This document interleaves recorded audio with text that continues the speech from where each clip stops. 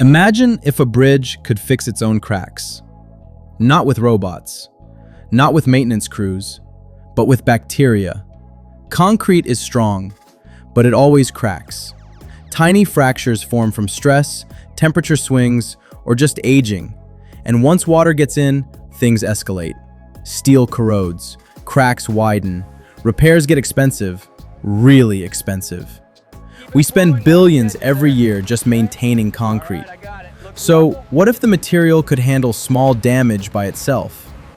In this study, researchers mixed a bacterium called Bacillus subtilis directly into concrete. They also added calcium lactate, basically microbial food. Yes, we are officially feeding bacteria inside infrastructure. Here's how it works. When cracks form and water seeps in, the bacteria wake up.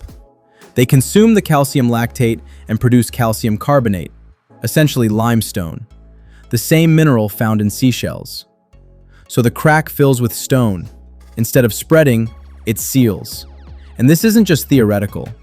They compared normal concrete to bacteria-infused concrete across multiple grades. Then they crushed it, bent it, pulled it apart, even heated it to 300 degrees Celsius. The bacterial concrete showed roughly 25 to 40% improvement in strength-related properties. They also used an ultrasonic pulse test. Think of it like an ultrasound for concrete. Sound travels faster through dense material.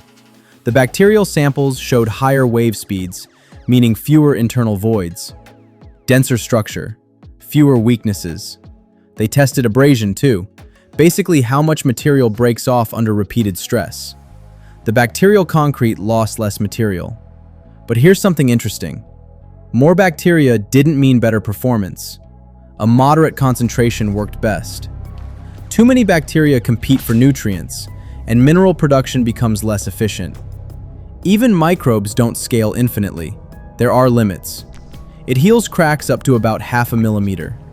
At very high temperatures, the bacteria die. And yes, it costs more upfront.